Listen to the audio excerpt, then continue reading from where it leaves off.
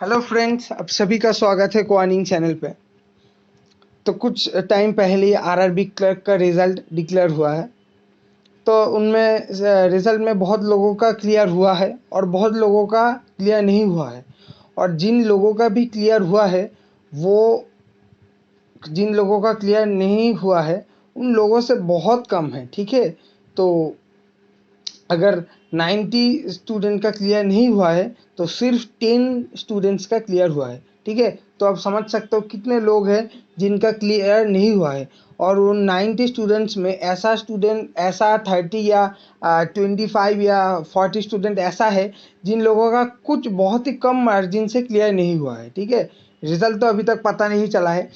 7 दिन के अंदर आईबीपीएस स्कोर कार्ड भी डिक्लेयर करेगा, तब रिजल्ट पता चलेगा कि कट ऑफ कितना हाई गया है उन स्टेट्स में, या आपका क्वेश्चन कोई रॉन्ग हो गया, आपको पता नहीं चला। ठीक है, तो आपका स्कोर कट ऑफ से लो आ गया है। ठीक है, 5 या 6 मार्क्स लो आ गया है, ऐसा हो सकता है। ठीक है ना, तो वो तो जब आपका स्कोर कार्ड आएगा तब पता चलेगा, अभी तो वो नहीं पता चल पाएगा। अब आपको सिर्फ यही पता चल पाएगा कि आपका क्लियर हुआ है या नहीं हुआ है। ठीक है, तो जिन लोगों का क्लियर हुआ है वो तो आगे आपका आरआरबी क्लर्क तो पोस्टपोन्ड हो चुका है। क्लर्क मेंस वो 17 अक्टूबर को पोस्टपोन्ड हो चुका है। ठीक है, पहले 3 अक्टूबर में था, अब तो 17 अक्टूबर में होगा। तो उन लोगों के पास अच्छा खासा टाइम है। आपको लोगों को तो प्रिपेयर करना चाहिए। आपका आईबीपीएस आरआरबी में तो आपका कंप्यूटर भी आता है, उसके बाद आपका मैथ, रीजनिंग, इंग्लिश, जीके तो कॉमन है, और कंप्यूटर आपका एक्स्ट्रा करके आता है। ठीक है, तो आपको आपका मेंस की प्रिपेयर करना चाहिए। और क्या, आपको जितना भी हो, अब ज़्यादा हो सके आप मॉक्स दो। ठीक है, जितना भी ज़्यादा हो मॉक्स दो, एनालाइज करो, सेक्शनल दो। आपका अगर किसी पोर्शन में वीक हो, अगर आपका किसी टॉपिक में आपका उतना ग्रास्प नहीं है, तो उस टॉपिक को ब्रश अप करो कि उस टॉपिक में आपको एक्सपर्ट होने की ज़रूरत नहीं है। अगर आप हो सकते हो तो बहुत अच्छा, अगर आप नहीं हो सकते हो तो आपको उस टॉपिक में एक्सपर्ट होने की ज़रूरत नहीं है। लेकिन आप ऐसा करो, अगर उस टॉपिक में से आपका नॉर्मल क्वेश्चन भी आ जाए तो आप उसको क्लियर अटेम्प्ट कर सको। ठीक है, और उसके बाद आपका रीजनिंग में जो आपका एनालिटिकल रीजनिंग होता है, ठीक है, जो आपका स्टेटमेंट रीजन वगैरह होता है, ठीक है, वो आप ट्राई करो। उसको आप अगर आप को नहीं आता है तो एनालिटिकल रीजनिंग जो है, तो आप अगर आपको नहीं आता है आगे से पहले से, तो उसको आप स्टार्ट करो नए करके, क्योंकि आपके पास आप देख सकते हो कि आप करीबन आप 1.5 महीने का टाइम है। ठीक है, 1 मंथ एंड 14 डेज या 13 डेज के आसपास है। तो आप इतने दिन में आप जितना हो सके आप अपना जो प्रिपरेशन है उसको एक्सटेंड करो और ज़्यादा से ज़्यादा मॉक्स दो। लेकिन ये वीडियो उन लोगों के बारे में नहीं है जिन लोगों का प्री क्लियर हो चुका है। ठीक है, जिन लोगों का प्री क्लियर हो चुका है उन लोगों के पास तो अब एक ही डेस्टिनेशन है, वो है मेंस।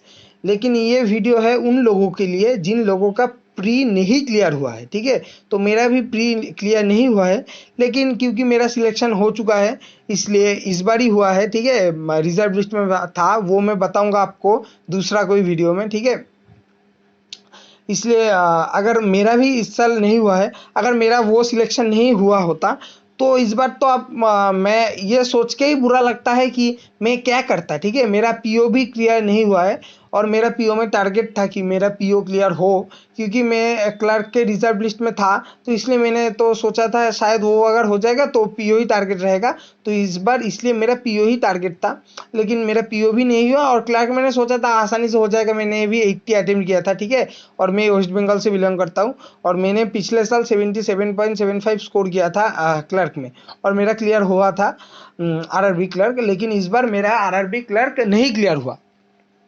ठीक है, और मेरा पिछले साल 79 अटेम्प्ट था, लेकिन इस बार मेरा 80 अटेम्प्ट था, पूरा 80 अटेम्प्ट था।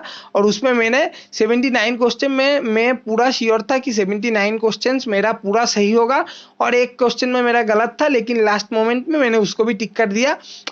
चलो जो होगा देखा जाएगा। और वो आपका था सिलोरिज्म से वो क्वेश्चन था, मैंने सोचा जो होगा देखा जाएगा, लास्ट मिनट में आ गया था और मैंने क्लियर टिक कर दिया। और मेरा जो पेपर था वो 40 मिनट के आसपास ही 80 क्वेश्चन ही मैंने कर दिया था पहले, और एक क्वेश्चन जो मेरा जिसमें मेरा थोड़ा कंफ्यूज था वो भी मैंने कर दिया था। लेकिन उसके बाद जब मैं चेक करने गया उसके बाद 5 मिनट्स ऑलरेडी बचे थे मेरे पास, तो मैंने चेक करने गया तो मैंने देखा कि इसको क्या करे, मैंने पहले उसको जो मैंने टिक किया था उसको पहले क्लियर कर दिया, ठीक है।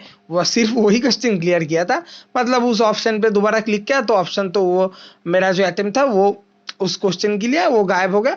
उसके बाद मैंने सोचा क्या करो, उसके बाद मैंने करके उसको दे दिया, चलो जो होगा देखा जाएगा। क्योंकि मैंने सोचा पिछले साल वेस्ट बंगाल से करीबन 60 सीट्स थे फॉर जनरल, लेकिन इस बार 120 के आसपास सीट्स थे, मानो अब पूरा डबल सीट था।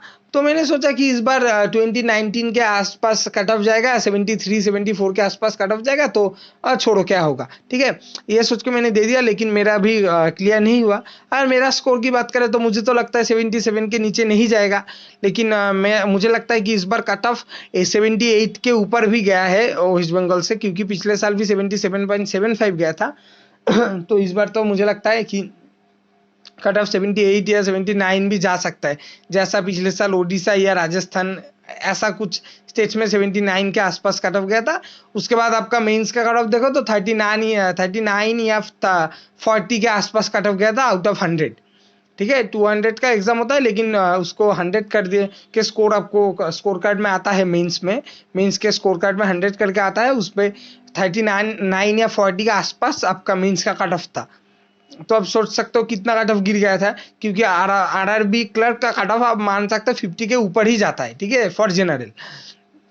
और ओबीसी और एससी के उस हिसाब से आप अंदाज लगा सकते हो कि कट ऑफ कितना जाता है, ठीक है। तो अगर बात करें कि जी आपका अगर आरआरबी क्लर्क क्लियर नहीं हुआ है और आरआरबी पीओ भी क्लियर नहीं हुआ है, अगर आपका आरआरबी पीओ क्लियर हुआ है तो आप आरआरबी पीओ मेंस की तरफ फोकस करो। और अगर आपका आरआरबी पीओ और आरआरबी क्लर्क दोनों में से कोई भी क्लियर नहीं हुआ है तो अब आप क्या करोगे, तो क्योंकि आगे तो कोई नोटिफिकेशन का नए कोई एग्जाम का नोटिफिकेशन के भी क्लियर नहीं है, क्योंकि आईबीपीएस क्लर्क का नोटिफिकेशन आया, उसके बाद उसको विड्रॉ कर लिया गया आईबीपीएस के तरफ से, और आईबीपीएस पीओ का भी नोटिफिकेशन कुछ भी नहीं दिख रहा है अभी तक, और शायद वो भी पोस्टपोन्ड हो जाएगा, क्योंकि आप देख सकते हो 17 को आपका आईबीपीएस पीओ शेड्यूल था प्रीलिम्स, अब उस डेट पे आपका आरआरबी ऑफिस असिस्टेंट मेंस होगा, तो शायद आईबीपीएस पीओ भी पोस्टपोन्ड होगा। और आपका 9 तारीख को 9 अक्टूबर को एग्जाम था और अभी तक नोटिफिकेशन नहीं आएगा, तो 100% चांस है कि आईबीपीएस पीओ भी आपका पोस्टपोन्ड होगा। और आईबीपीएस क्लर्क को लेके तो एक और ही खेल चल रहा है कि उसका भी आपका लोकल जो रीजनल लैंग्वेजेस है उस पर अगर आईबीपीएस वो कंडक्ट कर सकता है, ऐसा लेके कुछ चल रहा है, ठीक है, मिनिस्ट्री ऑफ एजुकेशन और आईबीपीएस से, तो उसका भी कोई आता पता नहीं है। और एसबीआई क्लर्क का भी अगर मेंस होगा उसके बाद आपका एसबीआई पीओ का नोटिफिकेशन आएगा, ठीक है। और एसबीआई पीओ तो आप मान ही सकते हो कि SBI PO is not for everyone, ठीक है। आप सब लोग देंगे, लेकिन आप उसको टारगेट नहीं कर सकते, ठीक है ना, आप टारगेट नहीं कर सकते, ऐसा है हवा बना के टारगेट मत करो, ठीक है। बहुत लोग बोलेंगे आपका कितना एबिलिटी, आप ये नहीं सोच सकते हो, नहीं कर सकते हो, ऐसा नहीं है, ठीक है। एसबीआई पीओ आपका ऐसे नहीं निकलता है, ठीक है, आपका प्रीलिम्स ही इधर प्रॉब्लम हो रहा है, ठीक है ना। तो एसबीआई पीओ आप टारगेट क्यों नहीं करोगे, टारगेट आप करोगे क्योंकि आपको वन एंड ओनली टारगेट आप नहीं करके चल सकते हो। बात ऐसा है कि जो आपको सब आपका नहीं हुआ, आप सोचोगे मेरा एसबीआई पीओ होगा, मैं चलूंगा एसबीआई पीओ क्रैक करूंगा, ऐसा आप नहीं कर सकते हो, क्योंकि ऐसा अगर करोगे तो आपका एसबीआई पीओ तो 100% नहीं होगा, ठीक है। तो आप एग्जाम दोगे आप एक्सपीरियंस गेन करोगे, उसके बाद अगर नेक्स्ट साल हो जाए ऐसा हो सकता है, अब ऐसा भी हो सकता है आपका इस साल भी हो जाए, ठीक है, लेकिन आप उसको वन एंड ओनली टारगेट नहीं कर सकते, ठीक है। तो आपको क्या टारगेट करना चाहिए, आपको उसके बाद आपको क्या आप आईबीपीएस क्लर्क और आईबीपीएस पीओ को ही टारगेट करके चलो, ठीक है। मेरी बात अगर मानते हो तो आप आईबीपीएस पीओ और आईबीपीएस क्लर्क को ही टारगेट करके चलो, और आप आईबीपीएस क्लर्क को ज्यादा से ज्यादा टारगेट करो, ठीक है, ज्यादा से ज्यादा टारगेट करो, क्योंकि उसका कट ऑफ 70 के आसपास जाता है, ठीक है, और उसमें और वो 70 के आसपास ही जाएगा, ठीक है, और ज्यादा से ज्यादा हो तो 80 के आसपास जाएगा, ठीक है, ऐसा ही हो सकता है 80 के आसपास ही जाएगा। उससे ज़्यादा नहीं जाएगा। और तीनों सेक्शन में अब मिला के आप अगर इंग्लिश में स्ट्रांग हो तो इंग्लिश में ज़्यादा स्कोर करोगे, अगर रीजनिंग में हो तो रीजनिंग में, या क्वांट में हो तो क्वांट में ज़्यादा स्कोर करोगे।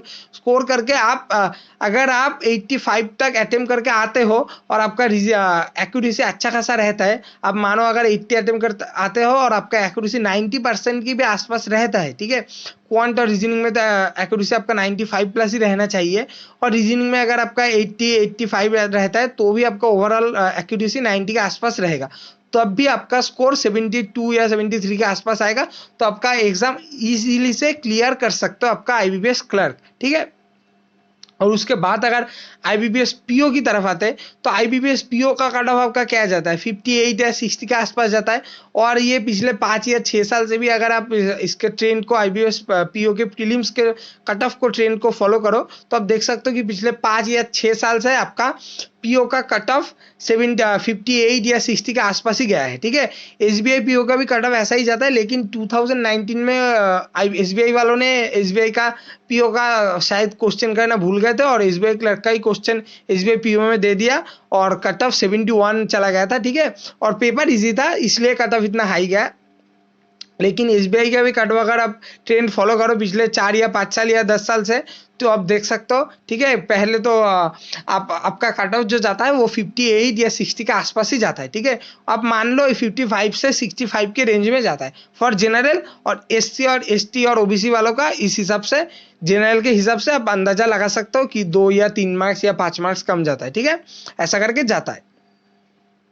तो आप उस एसबीआई आईबीपीएस पीओ की अगर बात करो तो आईबीपीएस पीओ में भी आप उसका क्वेश्चन भी ऐसा कुछ एसबीआई के तरह टफ नहीं रहता है, ठीक है। उसका क्वेश्चन भी इजी सा रहता है, ठीक है। आईबीपीएस क्लर्क से थोड़ा ज़्यादा रहता है। आप मान लो कि क्लर्क मेंस के लेवल का रहता है, लेवल वगैरह रहता है, ठीक है। आईबीपीएस पीओ में उससे भी थोड़ा कम ही रहता है, ठीक है। क्लर्क मेंस के लेवल से भी थोड़ा सा कम रहता है आईबीपीएस पीओ प्रीलिम्स का क्वेश्चन पेपर। तो आप अगर उससे भी आप ट्राई करो तो आप आईबीपीएस पीओ प्रीलिम्स भी निकाल सकते हो, ठीक है। तो आप आईबीपीएस पीओ और आईबीपीएस क्लर्क को लेके फोकस करके चलो, ठीक है। और आपको क्या करना चाहिए अगर पूछो मुझसे तो मैं कहूँगा आपको हर डे, आपको हर रोज आपको एक मॉक लगाना ही है, ठीक है। कुछ भी हो जाए, आपका घर पे करंट हो या घर पे कुछ आपका हेल्थ खराब हो जाए या किसी का और का हेल्थ खराब हो जाए या आपको मम्मी पापा से आपका झगड़ा हो जाए, कुछ भी हो जाए या आपका जीएम आपको छोड़ के भाग जाए, ठीक है। आपका गर्लफ्रेंड अगर आपको छोड़ के भाग जाए तब भी आपको एक मॉक लगाना है, मतलब लगाना है। और ये मॉक आपको सुबह उठ के ही लगाना है। आप सुबह उठोगे, उसके बाद आप बाथरूम जाओगे, फ्रेश वगैरह हो गए, आके ही आपका कंप्यूटर में आपको इस मॉक लगाना है। कंप्यूटर या लैपटॉप, मतलब आपका डेस्कटॉप या लैपटॉप में मॉक लगाना है। मोबाइल में मॉक मत लगाओ, फुल मॉक्स, ठीक है। फुल मॉक्स आपको प्रैक्टिस करने के लिए नहीं होता है। फुल मॉक आपको एग्जाम में आपका जो क्या एनवायरनमेंट रहेगा, ये आपको वो आपका एक प्रैक्टिस की तरह है, ठीक है ना। इन्वायरमेंट में आपका क्या प्रैक्टिस है, ये इस प्रैक्टिस की तरह है, ठीक है ना। आप शैडो प्रैक्टिस आप घर में कर सकते हो, लेकिन आप फील्ड में भी जाके आप शैडो प्रैक्टिस करोगे। नेट में एक बॉल ऊपर से आप टंगा हुआ होगा, उस बॉल पे आप ऐसे बैट को स्ट्रोक करोगे, बॉल घूम के आएगा, आप स्ट्रोक करोगे, ऐसा नहीं हो सकता है। शैडो प्रैक्टिस आप घर पे ही करोगे, ठीक है। वैसा ही आप जब सेक्शनल दोगे तो आप मोबाइल पे दे सकते हो। अब जब सेक्शनल दोगे या कोई क्विज वगैरह अटेम्प्ट करोगे अड्डा से, ग्रेड अप से, ठीक है, ऑलिव बोर्ड से, तब आप मोबाइल से कर सकते हो। लेकिन जब आप फुल मॉक दोगे तो वो आपको मोबाइल को से नहीं देना है, मतलब मोबाइल से नहीं देना है। अगर आपके पास मोबाइल नहीं है, मोबाइल आपके पास अगर कंप्यूटर या डेस्कटॉप या लैपटॉप नहीं है तो 1 घंटे के लिए कैफे में चले जाओ। 1 घंटे का चार्ज 20 रुपए के आसपास होता है, ठीक है ना। अभी तो कैफे का भी चार्ज कम हो गया, शायद 15 रुपए ले ले, तो 15 रुपए दे के ही आपको कैफे में जाके आपको एग्जाम देना है, ठीक है। कोरोना वरोना इसका कोई भी टेंशन मत लो। कोरोना वरोना बोलते हैं, आपका कैफे आपके घर पे आसपास ही कैफे रहेगा, आपका कैफे में जाके ही आपको देना है। मास्क पहन के जाओ, सैनिटाइजर लेके जाओ, 5 बार 6 बार 10 बार सैनिटाइज करो अपने आप को। लेकिन अगर आपके घर पे कंप्यूटर या लैपटॉप नहीं है तो आपको कैफे में जाके ही आपको फुल मार्क देना है। आपको एग्जाम का एनवायरनमेंट कैसा है, आपको फैन में कैसे करके देना है, आपका वो टेबल पे ही आपको शीट में कैसे देना है, आपको कीबोर्ड पास में रख के आपको माउस कैसा है, माउस में आपको माउस में ही देना है, ठीक है। आपको एग्जाम के एनवायरनमेंट में कैसा है वो प्रैक्टिस करने के लिए आपको कैफे में जाके ही देना पड़ेगा।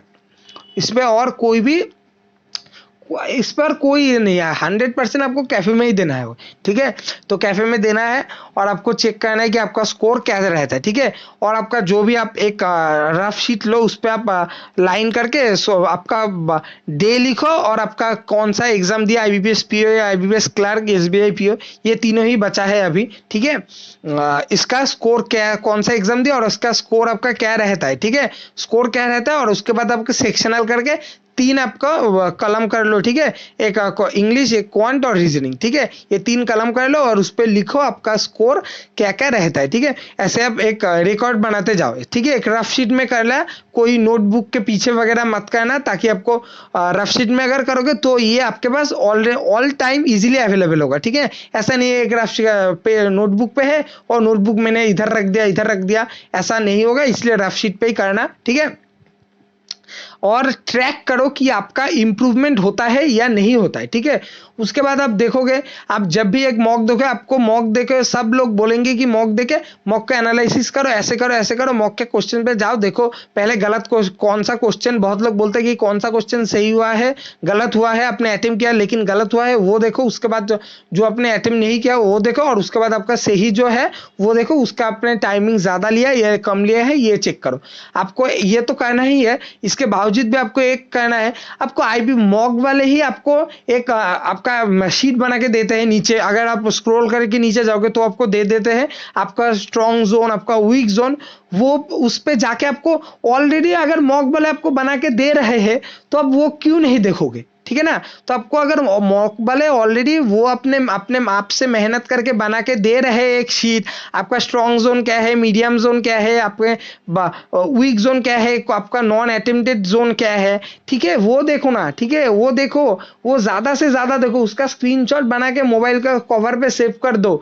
आज आपने अगर मॉक वन अटेम्प्ट किया है, उसका अगर जो वो शीट बना के देते हैं उसको आपके स्क्रीन सेवर में सेव कर दो, ठीक है। स्क्रीन सेवर में सेव कर दो। आपका डेस्कटॉप या कंप्यूटर है तो कंप्यूटर के आपका जो स्क्रीन गार्ड रहता है, सॉरी, वॉलपेपर रहता है, वॉलपेपर पे सेव कर दो। जब भी आप कंप्यूटर के सामने बैठो आपको वही दिखाई दे, ठीक है ना, वही दिखाई दे आपने इस पे रॉन्ग किया था। Circular based double variable puzzle मुझसे नहीं होता, नहीं होता है मतलब नहीं होता है मुझसे। डबल वेरिएबल का जो डबल रो पजल होता है वो मुझसे नहीं होता है, नहीं होता है मतलब नहीं होता है। ऐसा आपके दिमाग में बना लो ताकि जब भी आपको वो पजल दिखे तो आपके दिमाग में है ये मुझे अच्छे से कहना है, मुझे ये कहना ही है अब, ठीक है ना। तो आपको दिमाग में ऑलरेडी एक बूस्टअप होगा कि मुझे कहना है तो कहना है, ठीक है ना। जब आपको कोई लोग अच्छा बोलता है उससे ज्यादा वो लगता है जब आपको कोई बुरा बोलता है तुम बुरे हो, ठीक है ना, तुम ये बुरे हो, तुम ये काम नहीं कर सकते, तो अब आपके दिमाग में ऐसा चलता है मुझे अब तो ये करना ही, चाहे कुछ भी हो जाए मुझे ही करना ही, बाई हुक और बाई क्रूक मुझे करना है, ठीक है। तो अब पहले मॉक दो, उसके बाद हर दिन अपने आप को आप ट्राई करो कि आप अपने जो भी आपका वीक जोन है उसके पे आप काम करो, ठीक है। सेक्शनल दो, वो प्रैक्टिस करो, जो भी बुक्स मिलता है। अब तो पीडीएफ भी बहुत सारे पीडीएफ टेलीग्राम में अवेलेबल है, ठीक है। अगर आपके कोई भी टेलीग्राम चैनल पे आप जुड़े नहीं हो तो आप हमारे टेलीग्राम चैनल कोआनिंग सर करके सर्च कर सकते हो। बहुत ही छोटा सा चैनल है, 10 या 9 से करीब मेंबर्स है, ठीक है ना। तो उस चैनल पे जुड़ जाओ, ठीक है, उस पे जुड़ जाओ। उस पे भी मैं बहुत पीडीएफ शेयर करता रहता हूँ। आप उस पीडीएफ से फायदा लो, उस पीडीएफ से फायदा लो। आप अपने एग्जाम को ऐसे प्रिपेयर करो कि कट ऑफ हाई जाएगा, ठीक है। अब अगर आपका आरआरबी पी और आपका आरआरबी क्लर्क क्लियर नहीं हुआ है तो आप ये मान लो कि आगे वाले एग्जाम में कट ऑफ हाई जाएगा, लेकिन आपको कट ऑफ हाई के बावजूद भी आपको एग्जाम क्लियर करना है, ठीक है। कट ऑफ हाई गया है, इतना मतलब क्या है, इसका मतलब क्या है, इसका मतलब ये है जितना कट ऑफ गया है आप उतना स्कोर नहीं कर पाए हैं, और कुछ लोग हैं जो आपसे बहुत मेहनत ज्यादा करते हैं, वो आपसे बहुत टैलेंटेड ज्यादा है और वो कट ऑफ से ऊपर ही स्कोर किए हैं और आपने कट ऑफ का स्कोर भी अचीव नहीं कर पाए, ठीक है। ये आपको मानना है कट ऑफ से, ठीक है। तो यही करो, और उसके बाद भी मैं डेली वीडियोस डालता रहूंगा ताकि आप लोगों को भी मदद मिले। ठीक है, तो अगर आपको ये वीडियो पसंद आए तो वीडियो को लाइक कर देना और वीडियो को शेयर कर देना। अगर आपका कोई भी दोस्त या कोई भी रिश्तेदार या आपको कोई भी मेंबर को पहचान दो, या आपके घर के आसपास का ही कोई लड़का या कोई लड़की है जिन ये बैंकिंग एग्जाम की प्रिपेयर कर रहा है और उनका एग्जाम नहीं क्लियर हुआ है, तो आप उनको भी आप घर से बाहर निकल के बोलो, ए सुनो तुम ये वीडियो देख लेना, इससे शायद तुम्हारा कोई भी कुछ ना कुछ 0.1% भी हो मदद हो जाए। ठीक है, तो आप वीडियो को शेयर करो और चैनल को सब्सक्राइब कर लो ताकि ऐसे वीडियोस के नोटिफिकेशन आप तक पहुंच सके। ठीक है, अगर आप चैनल को सब्सक्राइब करोगे तो आप जब भी मैं नया कुछ वीडियो डालूंगा तो उसका नोटिफिकेशन आपको पहले से ही पहुंच जाएगा। ठीक है, और आप मेरा टेलीग्राम चैनल भी जुड़ सकते हो। टेलीग्राम चैनल क्वानिंग करके ही है। ठीक है, टेलीग्राम पे जाके सर्च करना क्वानिंग, QUANING। ठीक है, क्वानिंग सर्च करना और ये चैनल का ही लोगो करके आएगा, येलो और ब्लैक करके आपका वॉलपेपर, उसको क्वानिंग लिखा है आएगा। चैनल पे जुड़ जाओ। ठीक है, उस पे मैं पीडीएफ वगैरह शेयर करता रहता हूँ, क्विज वगैरह लेता रहता हूँ, तो आपको मदद मिल जाएगा। ठीक है, तो ठीक है, मिलते हैं नेक्स्ट वीडियो में। और क्या।